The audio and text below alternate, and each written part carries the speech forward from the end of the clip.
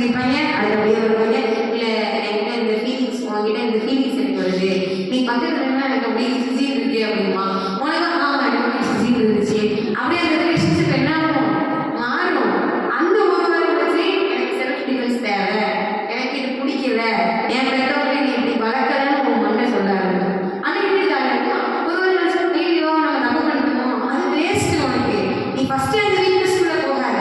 இதுதான் நல்லா உனக்கு தெரிஞ்சுமா, நீ அண்ணே சொல்லி இதுதானா வாங்க அப்படின்னு நம்ம தூர போயிட்டோம்னா மறுபடியே போவோம். ஃபர்ஸ்ட் இந்த வயசுல உங்களுக்கு தேவையான இதுதான். கரெக்டு தானே? இது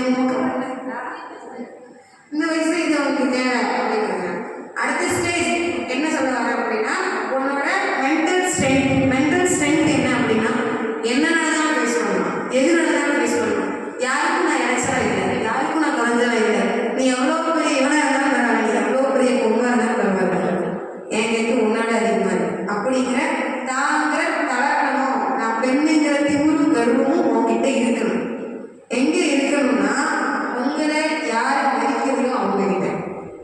ஆனா உங்களை மதிப்பாங்க. சில பாய்ஸ்லாம் தாங்குவாங்க, இந்த தங்கச்சியோட ஈக்குவலாக பேசுவாங்க, தாங்குவாங்க. நல்ல நல்ல பசங்க இருப்பாங்க, அவங்களை செக்யூர் பண்றது உங்களை அதிகமாக பாதுகாத்துக்கிற பசங்க இருப்பாங்க. அவங்க கிட்டலாம் தாங்கிறது கருவும் அதெல்லாம் இருக்காங்க அப்படின்னு. ஆனால் நம்ம